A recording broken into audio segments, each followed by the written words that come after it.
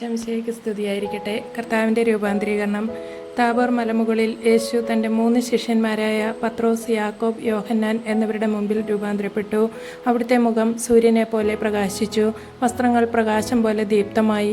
മോശയും ഏലിയാവും അവിടുത്തോടൊപ്പം പ്രത്യക്ഷപ്പെട്ട് സംസാരിക്കുമ്പോൾ സ്വർഗത്തിൽ നിന്ന് ഒരു ശബ്ദം മുഴങ്ങി: ഇവൻ എൻ്റെ പ്രിയപുത്രൻ, ഇവനിൽ ഞാൻ പ്രസാദിച്ചിരിക്കുന്നു, ഇവൻ്റെ വാക്ക് കേൾവിൻ. ഈ ദൈവിക ദർശനം ശിഷ്യന്മാർക്ക് യേശുവിൻ്റെ യഥാർത്ഥ മഹത്വം വെളിപ്പെടുത്തി. കുരിശിൻ്റെ വഴിയിലൂടെ മഹത്വത്തിലേക്ക് ആണ് യാത്രയെന്ന് അവർ മനസ്സിലാക്കി തുടങ്ങി. രൂപാന്തരീകരണ തിരുനാൾ നമ്മെയും ഒരു വലിയ സത്യത്തിലേക്ക് ക്ഷണിക്കുന്നു. ജീവിതത്തിലെ പരീക്ഷണങ്ങളും വേദനകളും നമ്മെ തളർത്താനല്ല, മറിച്ച് ദൈവ സാന്നിധ്യത്തിൽ കൂടുതൽ വിസ്തരാകാനാണ്. പ്രാർത്ഥനയിലൂടെയും ദൈവവചനത്തിലൂടെയും സ്നേഹപ്രവൃത്തികളിലൂടെയും നമ്മുടെ ജീവിതവും ക്രിസ്തുവിൻ്റെ പ്രകാശം പ്രതിഫലിപ്പിക്കുന്നതാകണം. ഈ തിരുനാൾ നമ്മെ ഓർമ്മിപ്പിക്കുന്നത് യേശുവിൻ്റെ പ്രകാശം സ്വീകരിക്കുന്ന ഓരോ ഹൃദയവും പുതുക്കപ്പെടുമെന്നും ദൈവത്തിൻ്റെ മഹത്വത്തിന് സാക്ഷ്യം വഹിക്കുന്ന ജീവിതമായി മാറണമെന്നുമാണ്.